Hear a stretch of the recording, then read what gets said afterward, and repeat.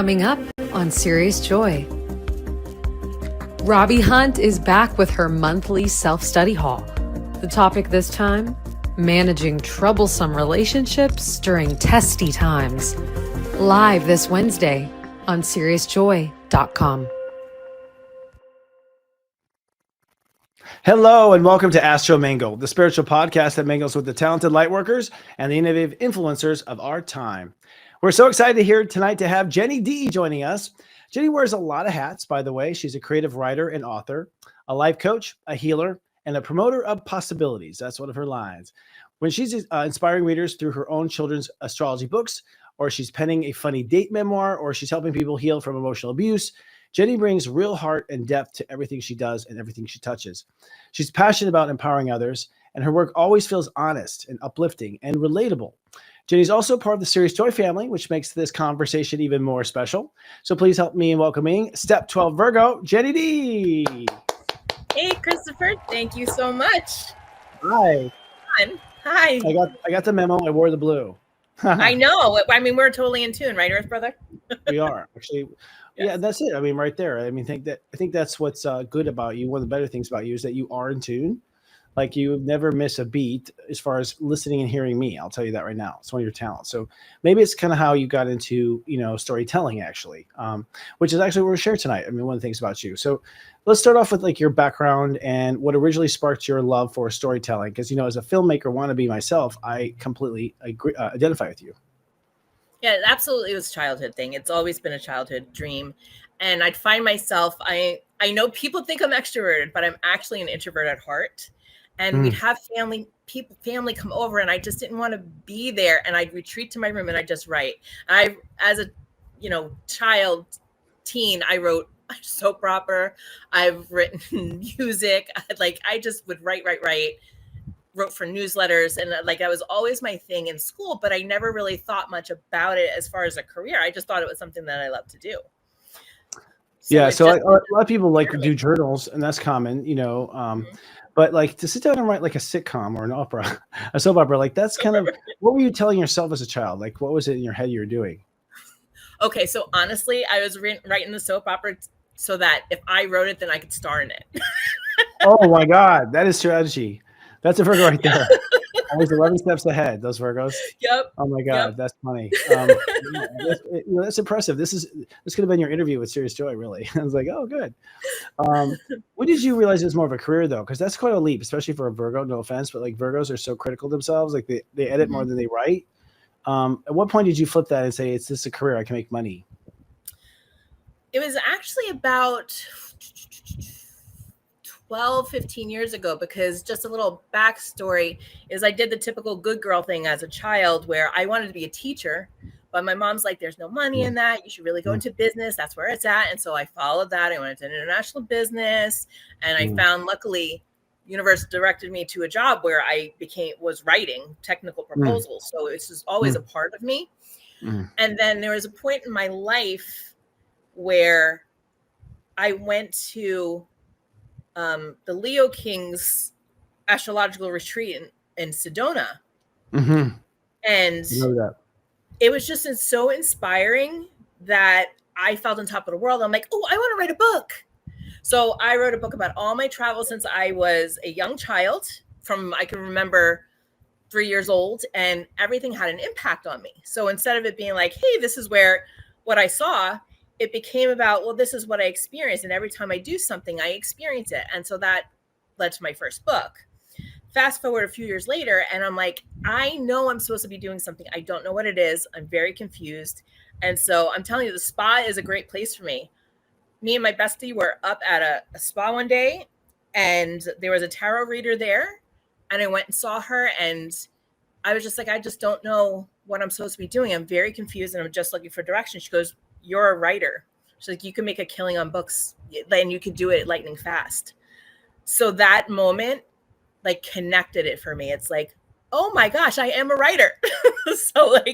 And at that point, it didn't become about being a bestseller. It just that's how I got my message out to people. So it kind of grew from there, and I just started experimenting with all kinds of self-published books. Yeah, and then challenging self-publishing, where everyone's coming of age. What in your chart do you attribute to the writer? Have you nailed anything down? I'm just curious now that knowing that you know Well, astrology. yeah, I mean, I do have a Libra.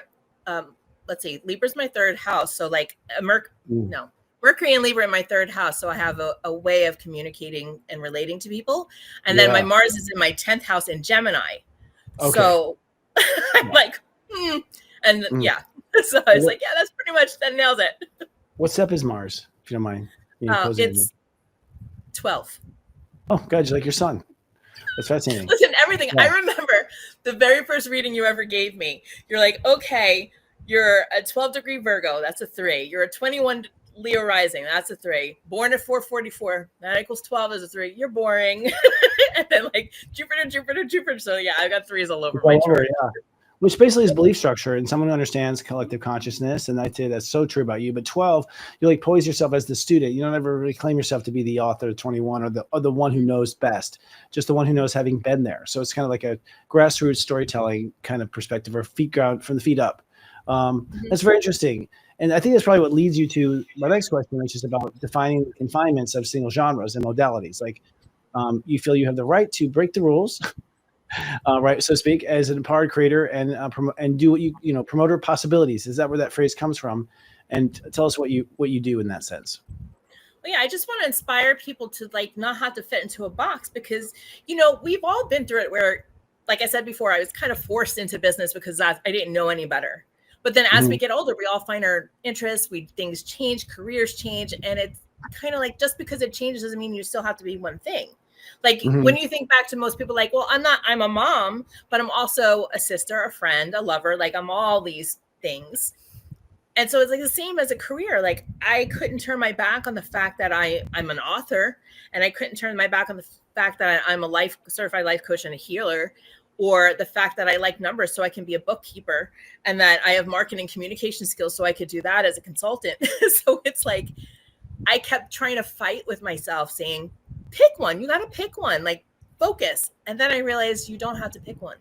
You can be all of it. You don't have to. I don't believe that there's like where they say the jack of all trades, the master of none. No, because if it all lights up my heart, then why would I not do it? Agreed. Well, I think, and there's a kind of a make fun stigma with light workers that they're like the hyphenated people, like Reiki healer / this / all these titles after us, and no one seems to want to be categorized. No. So I honor it. So I think it's an important message to people out there. I mean, I look at his forefathers of the country, like Ben Franklin, like invented stuff. He, created an almanac, like just all the things they did, farming, all innovations everywhere. Like there was a certain type of soul that broke through and pushed the envelope everywhere and everything they did. And I think that's what you get in this kind of time that we're in right now. I always say you and everyone here, they're foremothers and forefathers of the new era, and here you are the same way. And yet we're making people feel comfortable with that. Please be comfortable with all my talents, kind of thing. Yeah, which is a good problem to have. So yeah, how can I help you? Like I can write it out for you. I can just read it for you. I can act it out for you. How would you like your message delivered? It's like the human AI kind of like, and I say I get it. And I think actually, honestly, my theory is people like you come out during times like this, which is that you need kind of a Swiss Army knife of souls, because you're bridging together two eras, and you have to have a lot of talent to plug into lots of different places on each side and be that human bridge. I think in a way, light workers and light runners, that's what they are. They're bridging the two eras, and Gen X even more, right? So, we have a similar, I think Gen X people have a similar like kind of Hollywood-esque kind of storytelling heart. We have Neptune and Sagittarius, so it makes us very like storytelling and stories of people and everything is just fascinates our whole generation. And you yourself write about, you write about many genres. What are some of the genres that you pick and why? Well, I first started out with the travel memoirs because that was pretty safe. That was something I knew and I could write about. And then after that experience at the spa, I decided I wanted to write an empowered romance, but I didn't want it to be the same old romances people are used to reading, where it's, so predictable and not that you don't know what to expect, but I weaved mystery into it. And I took elements of myself that I wanted to grow and to show people. Like in the second book, for instance, the woman is overweight.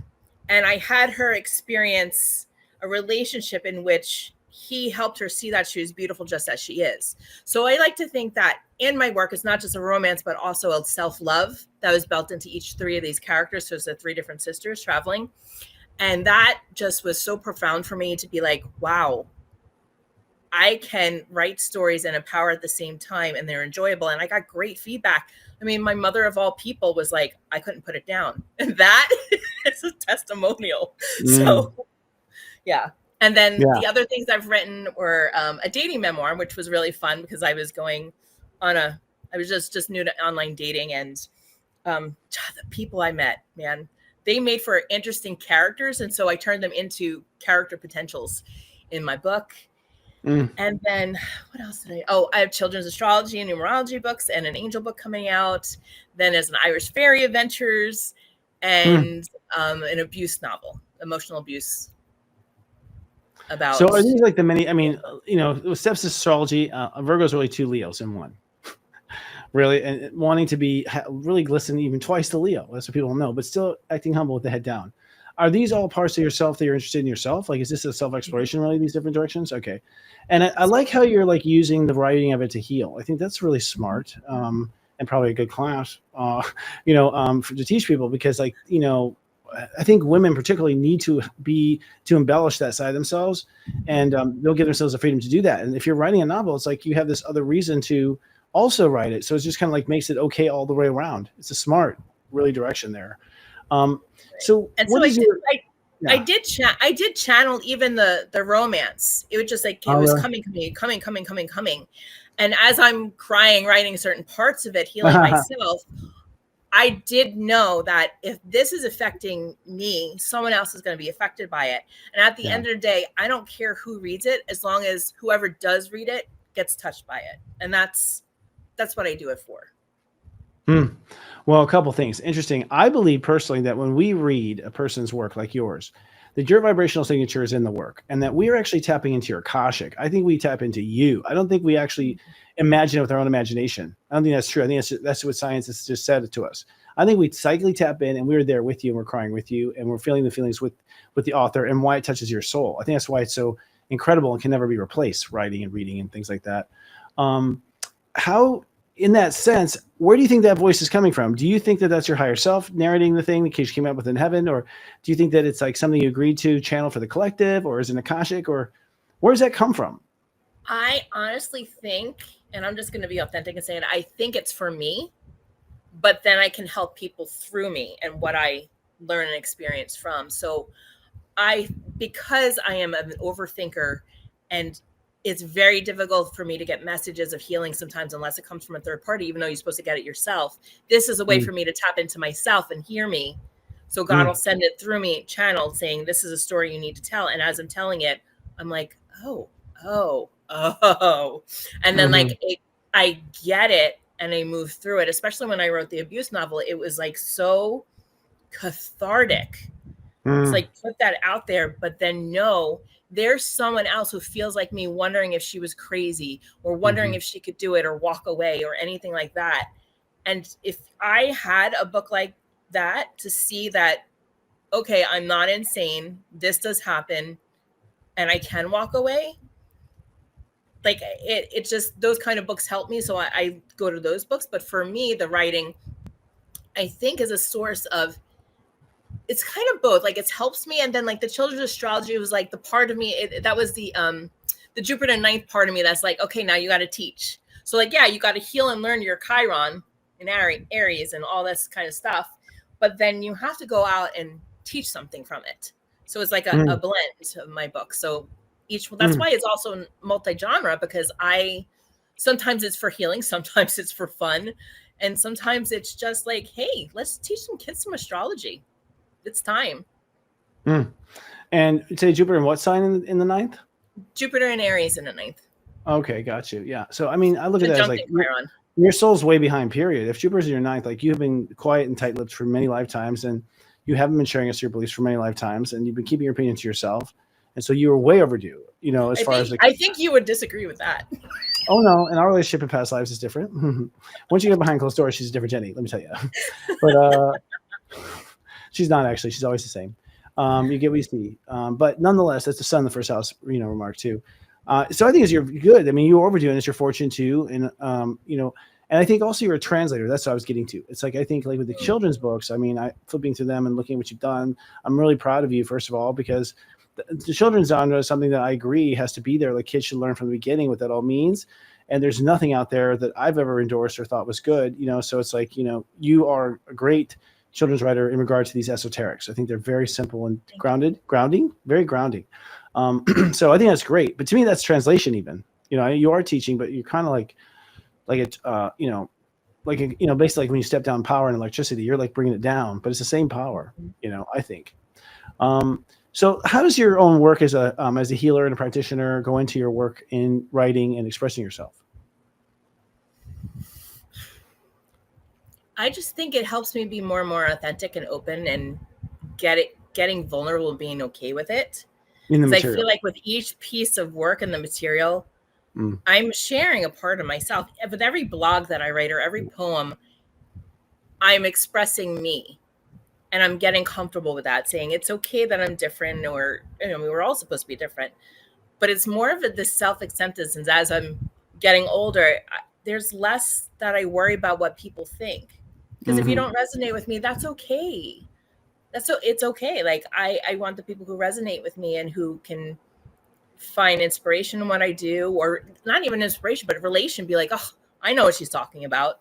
Just connection. I'm looking for connection and just being as real as possible, because I think there's a lot of showmanship out there. And while I could be entertaining, I'm always straight up. Yeah, that's ironic.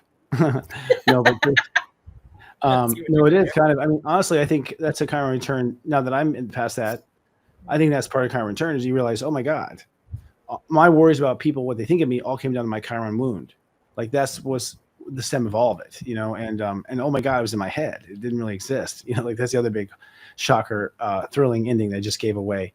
But at the same time, I think, the turning into healing is definitely it. When you teach, you are actually doing part of that wounded healer. I think you're being the healer. You're like making sure the next person isn't overwhelmed by it. Right. So then what made you go into children's books then? What did you feel a calling or?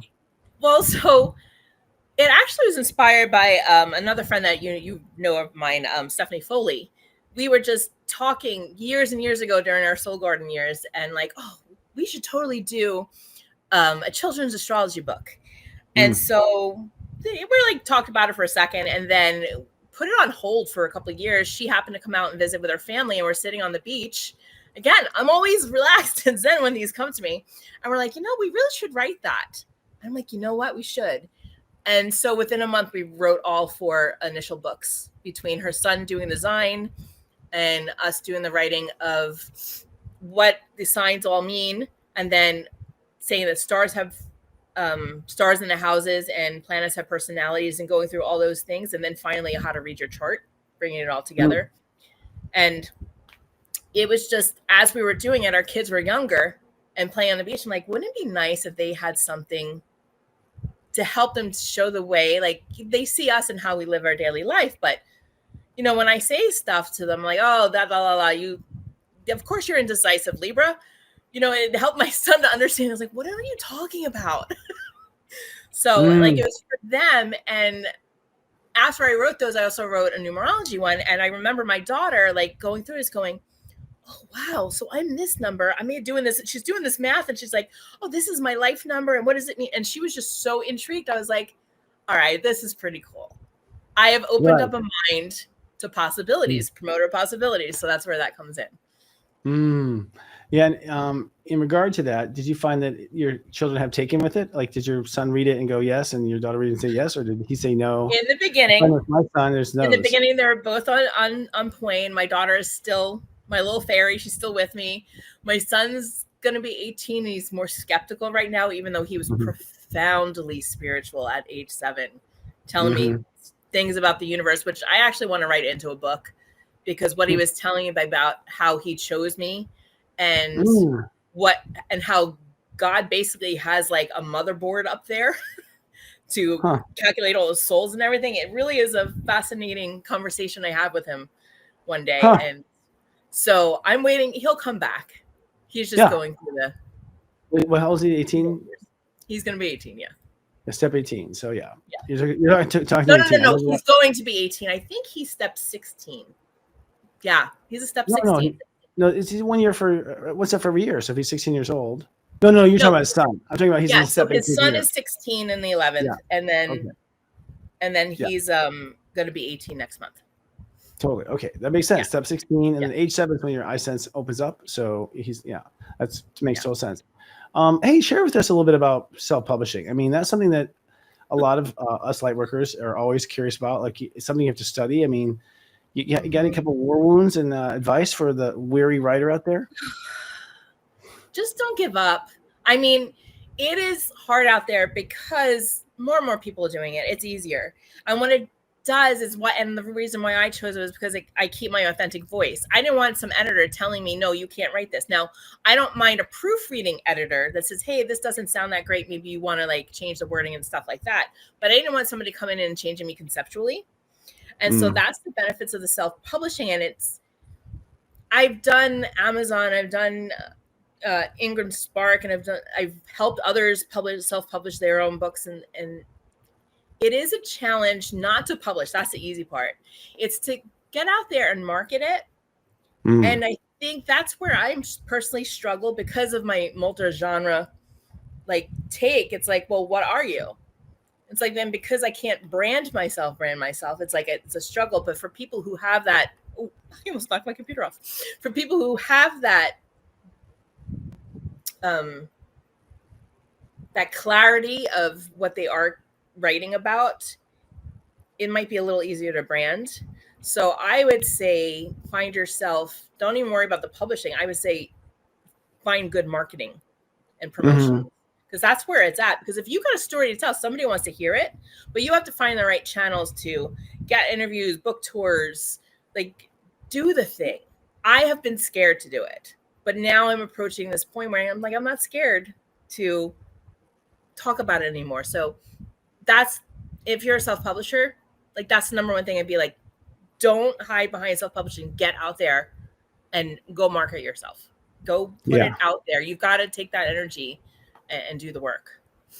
Well, that's the thing too. I mean, that's what you get with an agent and everything else, so it's a flip of the coin, right? Because either you danger yourself by being muted, or you slow down yourself, you mute yourself, because you can't go as fast because you want your freedom of speech. It's interesting how it works out. But, I think at the end of the day, these things are being worked out for the first time by people like you. I think you're kind of you're making the pathway. Really, there isn't one to be found. I mean, there isn't one there. It's like you're making the pathway. So how did astrology or your other spiritual work influence you as a parent? Like, you have 2 kids you just mentioned. Where do you use these esoterics in your raising of children? One of your hats. It's more subtle with them. I think I also do this thing called radical change coaching. And so the 2 of it is similar. So it's understanding people's emotional needs in radical coaching. And then in astrology, it's understanding their placements. So if I understand that my daughter has a certain placement, that makes her more muted, and my son is more social, and then understanding emotional needs, I'm a psychology lover. I got my master's in psychology, so I love it all. So I absorb astrology, absorb this change, and I put the pieces together to understand that my 2 kids, how different they are, how I approach them. And one needs a softer touch, and the other one could be no, just tell me straight out.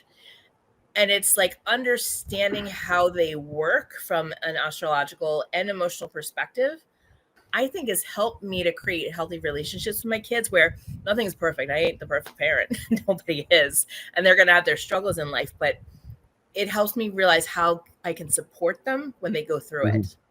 Who needs silence, who needs me to back off, and who needs me there by their side going, I got you. So I think it's poignant, especially for Gen X, in the sense that Pluto and Libra, drawing the boundaries of how to be everything to everyone, because we have that capability, and that's how we got held back in the past, our generation. And so we're learning where to draw that line, but in the same sense that reveals an expertise, that you can be all things to all kids if you understand them. And astrology is yeah. Do you talk to them directly about it? I mean, my son, I'll drop it in now and then. I'll be like, by the way, son, you need to know, because I'm a father and astrologer, at least that this is this, and then, but that'll be it. He won't hear from me for another 3 months. Yeah, I don't really push it, especially with my son now, because he's like, yeah, I'm like, I don't need him thinking I'm like a witch or whatever, like, because he's headed in like those kind of like archaic directions, and I'm like, I'm just gonna let him be right now. I won't push him. Okay. But he also understands the whole levels of spirituality and all that kind of stuff. Like when he came to the conference, that was like a unite the light. Oh, really? Unite the light, and he's like, "Okay, you're into some interesting shit, Mom." Well, he didn't even know. Wow, that's crazy. That's funny. I think it's another X thing about us. So we have private, we're private from our children. Our baby boomer parents were just out there in our face. Well, okay. So you got a master's in psychology, is that what you said, or so you obviously have been consumed with self-help anyways. I've been going to college in that regard. And this probably turns to your own personal abuse. Like how have, you describe yourself as a survivor of emotional abuse. What motivated you to write a novel on this topic? And what in your life would you describe as emotional abuse? Well, it was a relationship that really pushed me down and made me not who I was at my core. I had to mold into a pattern where I was a believer of lies, or I was isolated. I was, charmed into and love bombed into thinking things were one way when they're not. And then just things started unraveling, and I don't want to get into all of that, but I finally noticed the signs. And when I did, and I walked away, that actually started the birth of me and who I became. And it took quite a few years to get there through therapy, healing work, and all of that. And then the more I learned about other people experiencing the same thing, the more I started making the connection. And one day I was middle of the night, my brain's going, da, da, da, da, da, I want to be creative. I started channeling just part of my experience. And then I saw how I could turn it into like a fiction in a way that is still relatable. So it wanted me to heal once and for all, because I forgave, and there was many years and I moved on, and I even repeated the pattern. I was in another toxic relationship after that, and then after that there was another one, but each one I got it quicker. And so I felt like you just need to expel this from your body. And I kind of think the moment I released that book, there were no more relationships like that showed up in my life anymore. So I had to, again, write it for healing. And then it impassioned me to actually care about something other than myself. Because I am very like, hey, I'm going to follow my dreams, and I support other dreams and all that kind of stuff. But, Sun in the First House, we're misunderstood, thinking we're selfish, but I'm not. But there was just nothing that I just, from a humanitarian perspective, that I clung on to. And then I found this really was something that spoke to me, and I became a California certified domestic violence advocate, and started working with, starting at the bottom, like helping sort clothes for women and stuff, and trying to move up towards awareness, where we go to speak to schools and everything to help, show them what abuse is. Because I think right now in these day and ages, people are dropping the words narcissist and gaslighting all over the place, where it's not appropriate. Like if somebody does you wrong, they did you wrong. This is a very severe multi-level disorder that rips you to shreds. It doesn't just hurt your feelings. It completely removes your identity, kills your relationships, and leaves scars that that people can't see because it's not physical. And I hear it like pop psychology terms. And like, I've had to even correct a few friends, like, listen, I know he's acting like a dick, but he's being a dick. He's not gaslighting you.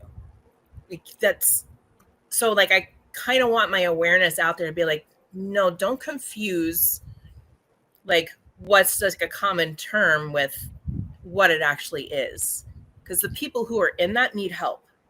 They need to be empowered to get out, to know that even if you're financially at the bottom, there are resources that get you out, that you matter, and that, I tear up about it, that there's all these reasons in our heads that we say we have to stay.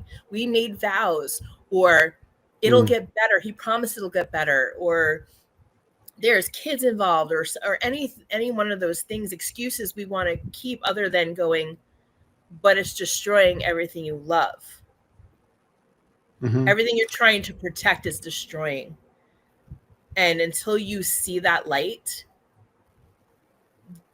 I want people to see that light and know that there's so much out there, and so much help and resources out there, that people know what you're going through, and it's going to be okay.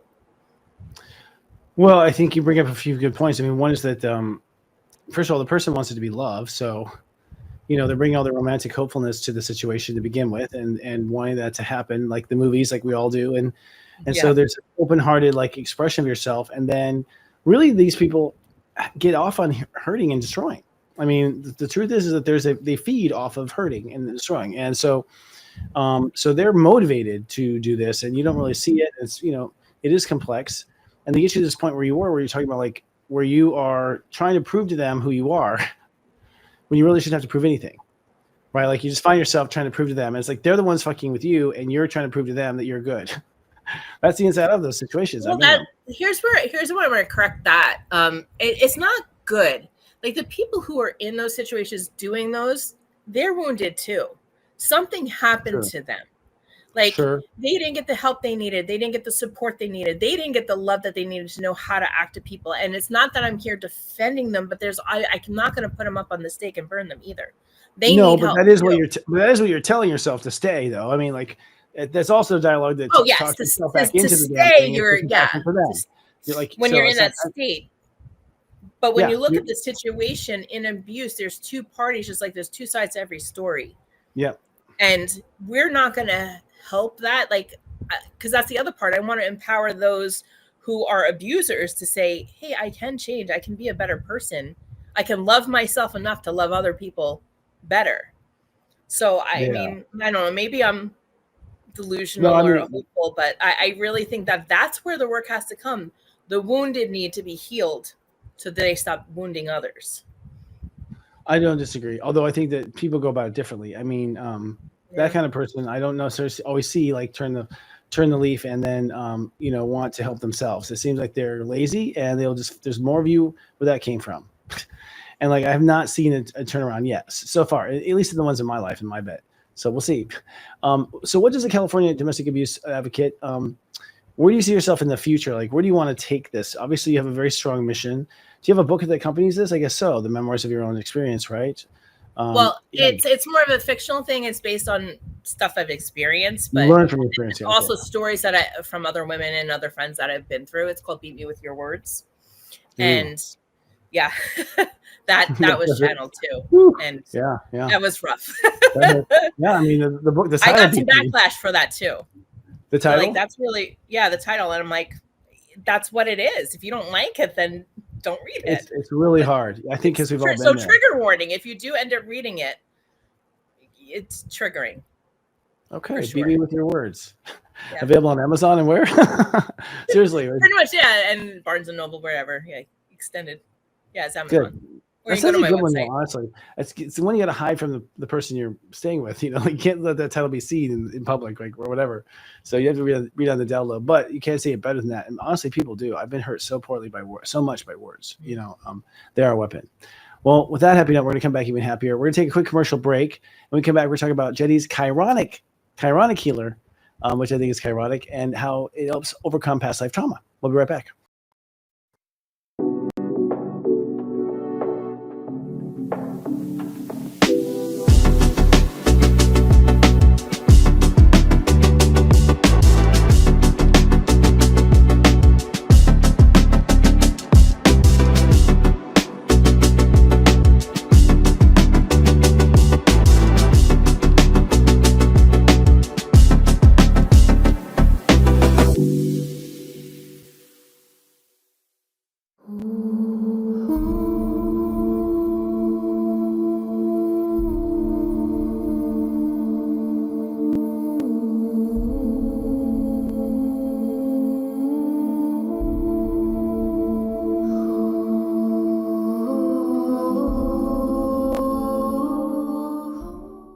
Hi, I'm Lisa Brazelton, the architect of the Chamber of Wealth Consciousness program and the founder of Sage Prosperity Partners.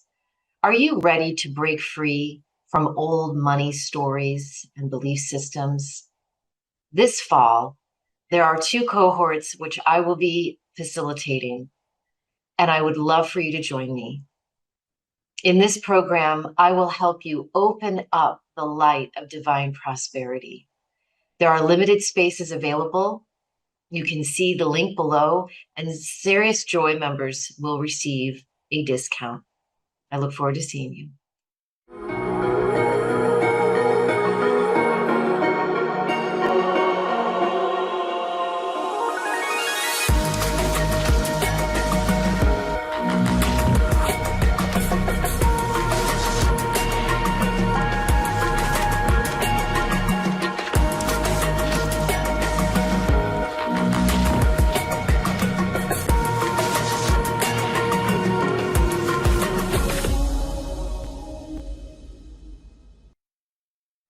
We're back, and I'm honored to be sitting here with Jenny Dee. She is a creative writer, an author, a life coach, a healer, a promoter of possibilities, and I argue probably a foremother of the age of enlightenment. Hi, Jenny. Hi. So we were talking about books and your writing and whatnot. What about the actual groundwork material? That's what I'm curious about, and especially with it becoming a light worker. Like, how did you call yourself a light worker? How did that come to be? And when did you start calling yourself a healer? I mean, that's a big step. I think I was introduced to it after my divorce, kind of when I met you, and got introduced to Soul Garden, and it just unlocked something in me that I always thought was within. I would watch my mom like read people's cards and things like that and be like, wow, I wish I was psychic like her. And like, I always had this feeling like, I didn't have any gift like that. And then as I went through Soul Garden with you and all the amazing people I met through there, I was realizing that there's something in there in me. And I was drawn to psychology for a reason. And I wanted to become a life coach for a reason. So there was all these little hints. But what really changed was there was this moment, because I still didn't believe that I had psychic abilities. Like, I'm like, oh, I can help people. But there was this moment, I wasn't feeling very well. I was in a lot of pain. And a recent ex-lover of mine was also a masseuse, again, with the spa theme. But he was still very close friends of mine. And I didn't trust anybody else to help me relieve my pain but him.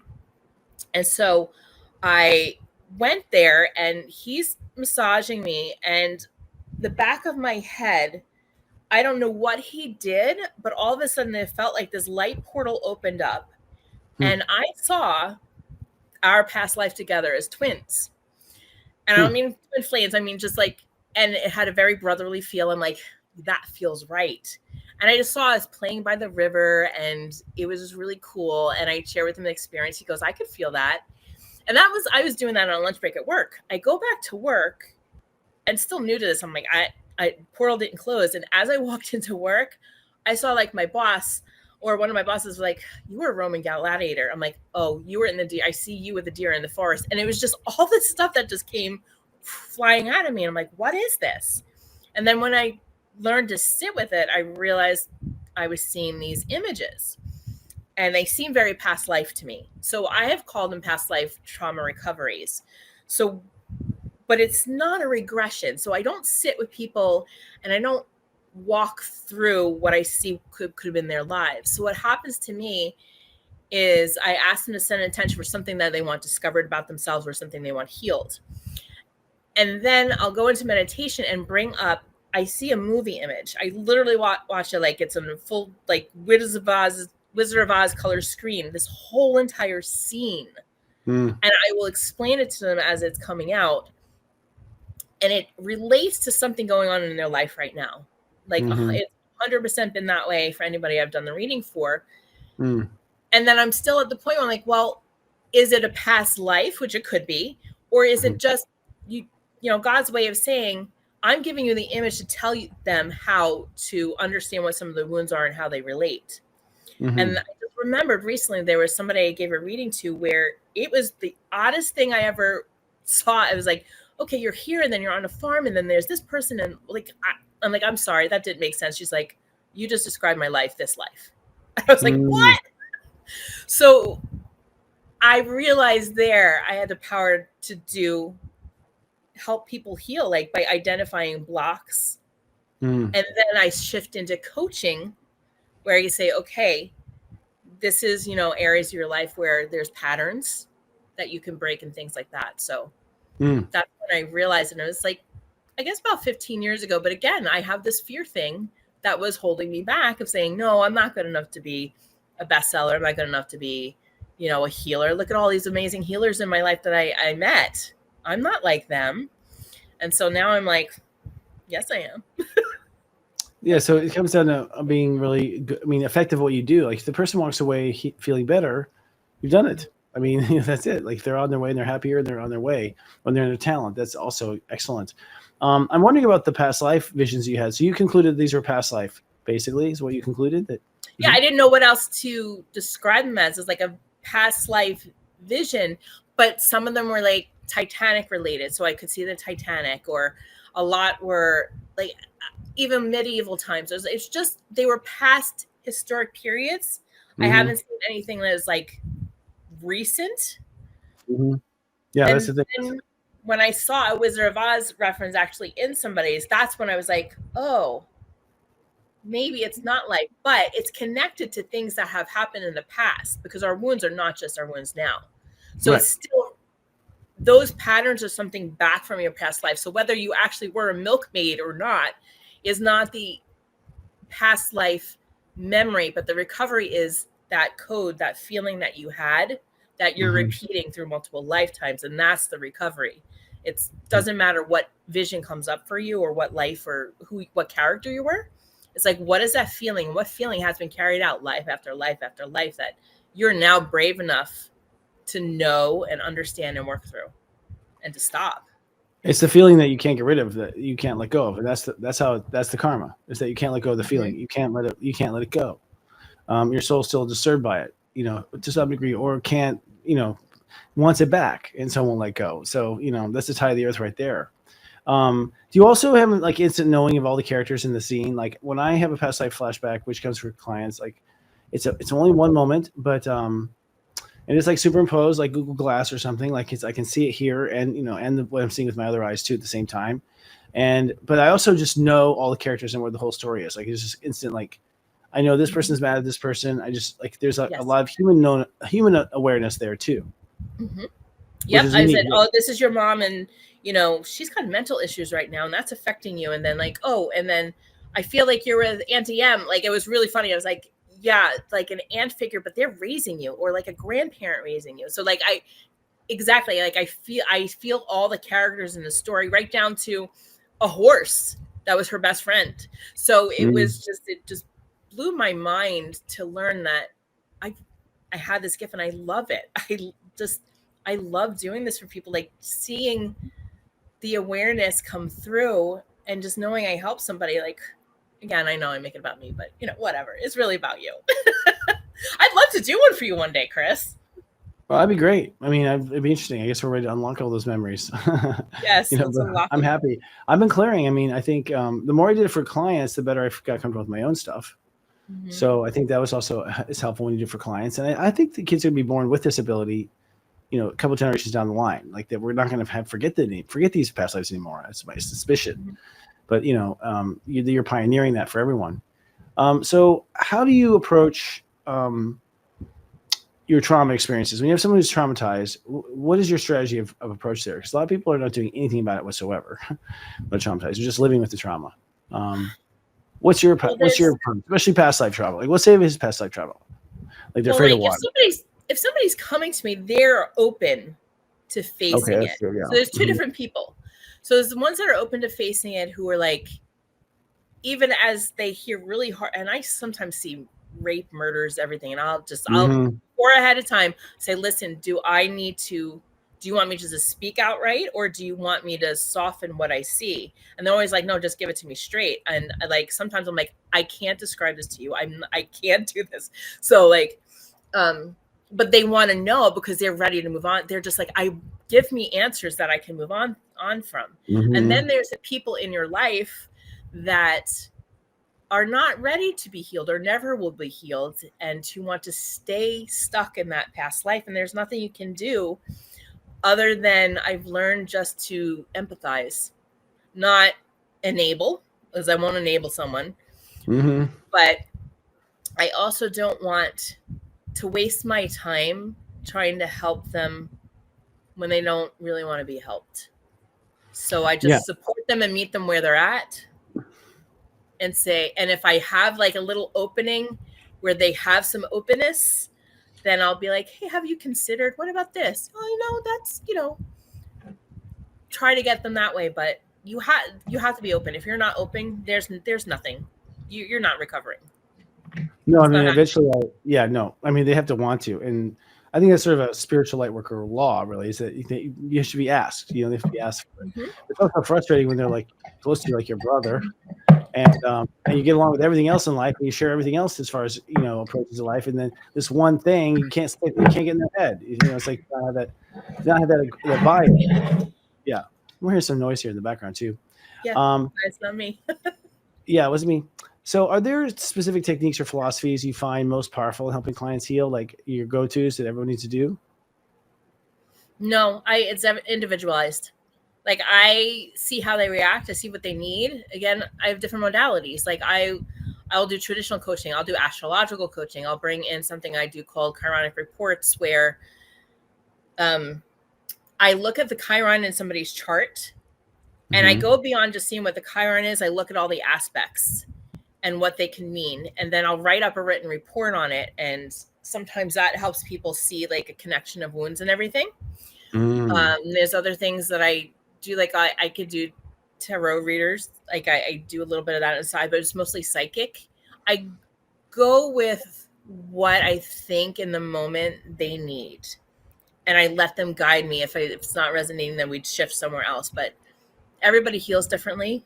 And again, just like I do different genres, I don't want to just say, this is the way we're going to do it. It's got to work for them. And if it doesn't, I think they need something I can't give them, then I have a great resource of people to pass them on to. Because at the end, I just want them to be their best selves. And it doesn't have to be me. It just has to be someone. Yeah, as long as they find that, their path.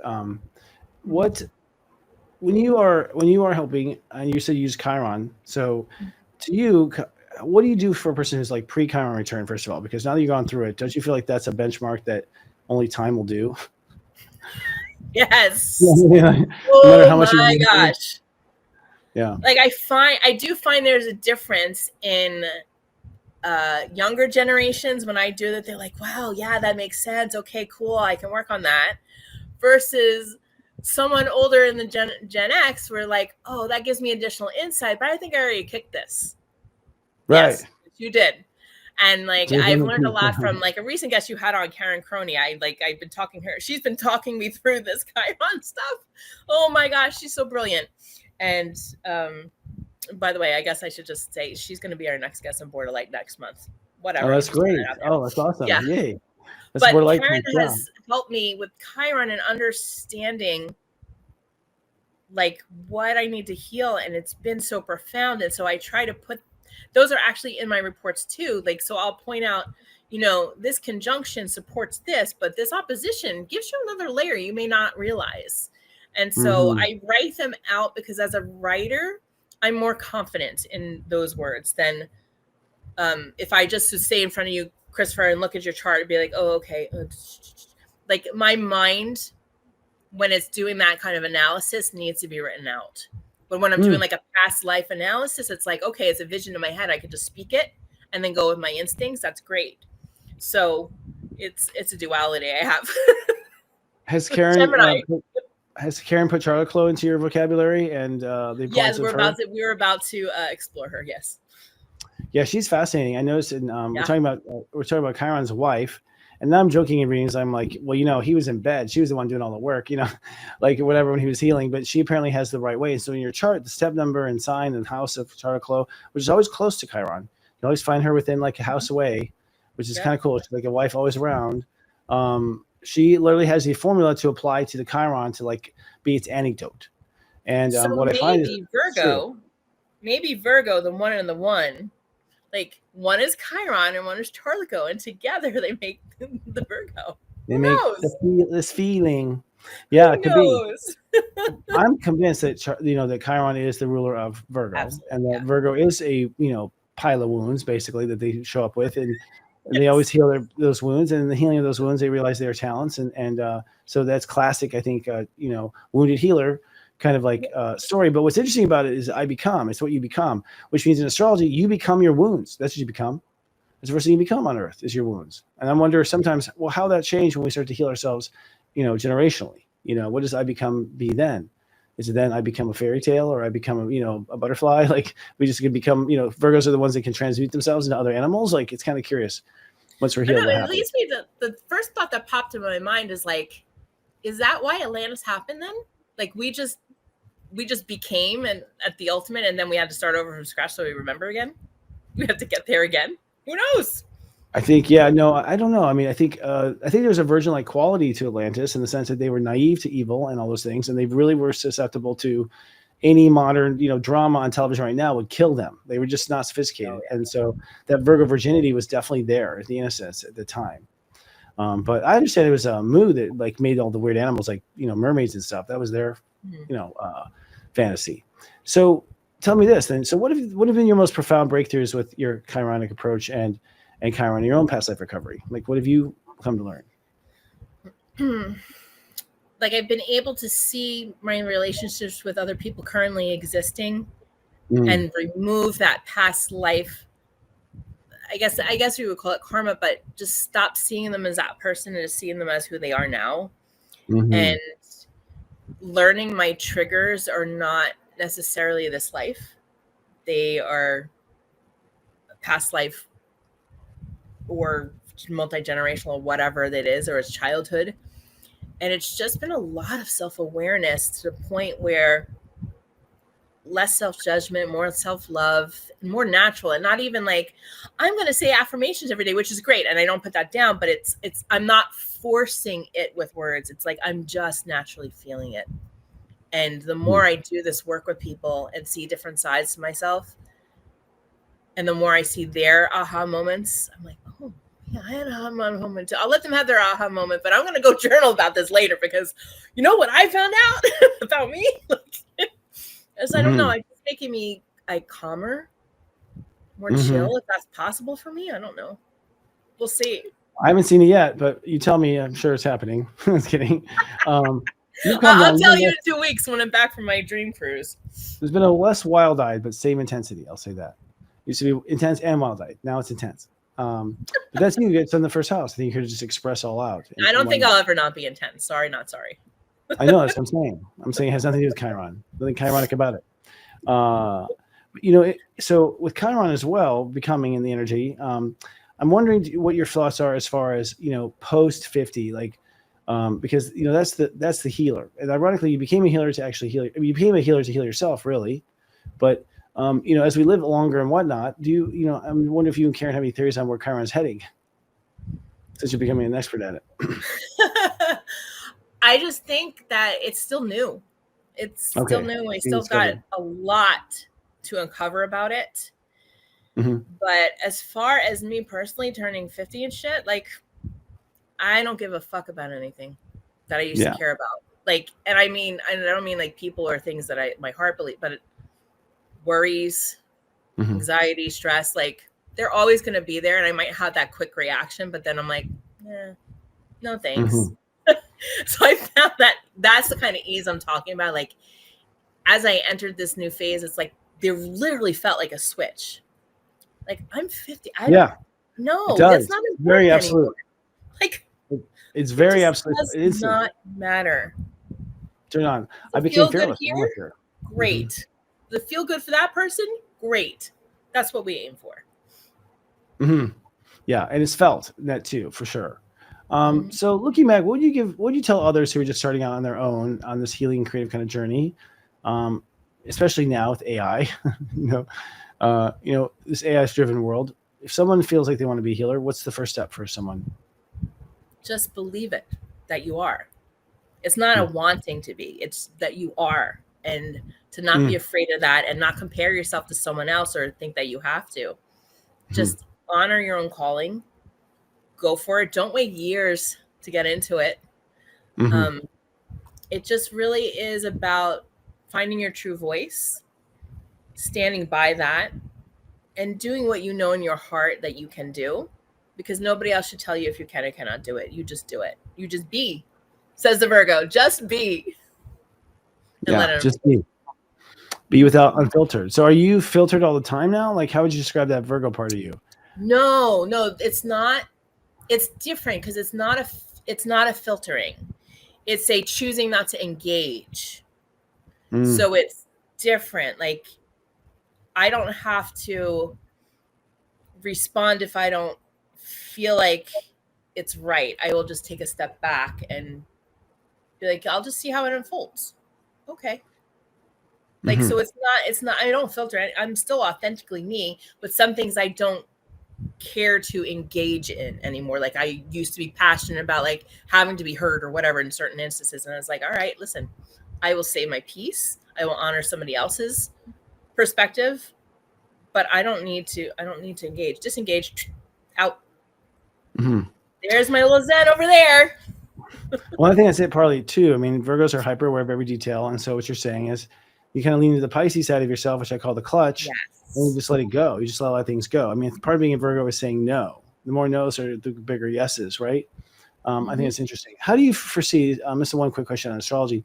We got a solar eclipse. We got 2 eclipses happening in Virgo this year, a 0 and a 29. We had the 0 already, a lunar at 15. What is a Virgo's perspective, who is an astrologer, who has a sun in the first house in Virgo, but a Leo rising, we'll say that. But what is this eclipse going to be for you, for instance? How do you see in the context of Virgos? What is this season doing for y'all? Well, for me, I can only speak to myself, but it's freeing. There's so much freedom in this. I mean, it's in our first house, and it's just the double new moon is giving us an energy to remanifest who we are. And it's like, okay, so we can do a trial run now, clear some release during the full moon. And now as this one comes at 29, the master test, the master Virgo degree. I mean, come on. Yes. How beautiful is that? It's really calling all those Virgos, step into our power that is there, and it's authentic, and it's like, you use the word virginal, but meaning like in the purest sense, because it's true. And so it's like, just follow that truth of yours. And I think it's opening doorways, because then we're in Libra in our second house, baby, and let the money come in. Well, yeah, let. That's a big thing. Yeah. And I think Virgo's the genius that we need, and they were so worried to spending all their genius processing what's wrong with them. You know, I think they're all coming over this hump, really. And relationship karma is a big part of it, right? I mean, it's part of your romantic divide. You basically have written through your 7th house this whole time, right? Like, right? I have, and I finally met somebody wonderful. So it's. Oh my goodness, Lisa Papa, tell us about this person. Well, I think that's the big question for Gen X. I mean, Gen X mostly has Chiron and Aries, so their Chiron is like, we made a mistake in a past life, and so we've been super worried about not making it again, the whole generation. At the same time, we've been worried about pissing people off because we don't know where boundaries are with Libra. Like, we don't know where the line is. And so I think you're seeing Gen X as we come into power now. We're coming to power right at the moment that we're finally getting on top of our crap. Which is absolutely, because we're Chiron and Aries, most of us. Like, in that, and we're all going through, right? I mean, I don't know what the line is, but 68 to like 80. Yeah.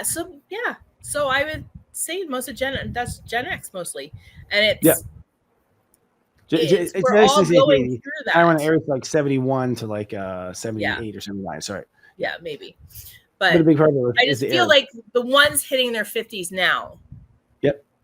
Or at the tail end, like the end of it, like from a couple of years older than you to like down to me, like, we're all seeing this new perspective of, we've been trying to people please our whole life. Every sign has been trying to people please in this thing, just trying to find our identity through others instead of trying to find it through ourselves. And this is the moment when we can heal that and say, no, it's for me, and it's okay, it's for me. And I'm not going to apologize, and I'm not going to sit down. Yes. And I'm going to stand up, and I'm going to annoy you, because if you're triggered, then go heal that. Well, you said it brilliantly, and this is for Gen Xers watching. I think it's a good little moment for social media, which is that Gen X ultimately came with a wound of their ego. They went too far, and they also have issues with drawing the line with Libra. So like we have been, basically overcompensating and apologizing all this time, right? And thinking we were the problem, when the reality is the only thing that was a problem was thinking that we were the problem. Exactly. Yeah, it's like, welcome to Virgo's mind. Yeah. Good job. See cool for them. Thank you. But anyways, it's interesting because we're coming of age, and congratulations on your local, your new one. So in your newsletter, you've shared that you've turned 50 and you're on top of the world. Nothing but gratitude. For people who are struggling, what would be the first step you think they should take to get down that happy yellow brick road that you seem to be on? Just know that shit is going to keep happening to you, and it's just how you react to it. It's like life is not perfect for me. I may be full of gratitude. There's things that can change, but it's not going to change if I stay stuck in it. Or it's kind of like the Abraham Hicks thing. Like you think yourself out of it. Like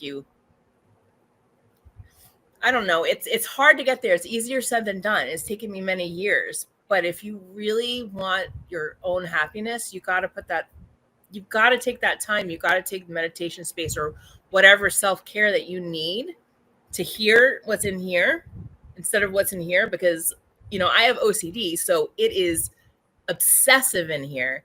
And once I learned to start removing my mind from a lot and going more into my heart, it naturally got easier to feel the gratitude instead of seeing what's missing. It's like, well, what do I have?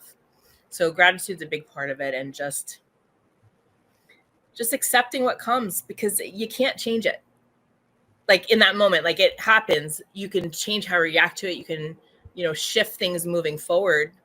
But if it's happened, then you can't unhappen it. So it's just, you can't roll back the clock. Accept it. Yeah. You can either let it fester and keep rolling into a ball where more and more and more can happen. It's like, oh, what else can happen to me? No, it's like, okay, well, it can only get better from here. So it's like, which one do you want to pick? Yeah, it comes down to your self-talk. And the fact that you have a choice. I mean, that's what you're saying. It's like we forget that, but we have one. How can people work with you, Jenny? Well, they can buy my books on Amazon. And if they, I love that this is a astrology place. So if they wanted to get the Cosmic Collection, then I am offering, with that purchase, my newest book coming out is Our Angel Friends, because I think kids should also know about their angels and learn how they can access them to help them out. I'm going to send free Kindles to anybody who purchases the Cosmic Collection. And then you can also find me on my website. It's www.jennydeeauthor.com. You can have my healing services, past life readings, or past life trauma recovery, chironic reports, traditional coaching. You see my entertainment there. I'm coming out with a thing called Vitamin D, Your Daily Dose of Sunshine. And so I'm everything in one on just the one website. That's you. And you can find me on Serious Joy. You can. And she's coming soon with some material there too. And she's a big part of our production life. So I'm glad you went to that business school. It's helped us a lot. Thank you. You got the business degree. I sure as hell wasn't going to do it. But thank you, Jenny. Appreciate it. I think anyone who's complex, anyone thinks they're too complex should go to you. Because I think you can handle it. Let me just tell you, any kind of shape that is, Jenny can handle it. So, thank you for saying that. Of course. Well, you are. You are the Swiss knife of spiritual work. It opens up everything. Seriously. But thanks, Jenny. We'll have you on again in your next benchmark. Good luck with everything. Enjoy your return birthday. Ciao. Namaste. Namaste. Indeed. Jenny's a ball of energy, is she not? It's always like that, by the way. She's always got that much energy. She's in the first house and worked with me all the way back to Soul Garden. It's funny how things work that way, and definitely been incarnated before. So we'll be doing that work together now that we're both acknowledging on camera that we're ready. But thank you so much for coming, Jenny. It was great. And thanks everyone for watching this week. We are always here to be the light and share with you the light workers that we find to be the brightest. We'll see you next time. I love you. Live, love, be. Coming up next week on Serious Joy TV. Join Sensei Christopher Witecki and psychic medium Scott Cruz for another Leading Out Loud this Wednesday night at 6 p.m. Pacific, 9 p.m. Eastern. Then join us for Astro Mingle on Friday night for an illuminating conversation with Alexis Artin, co-founder of Soul's Way Practice. The best in enlightened entertainment, only on Serious Joy TV.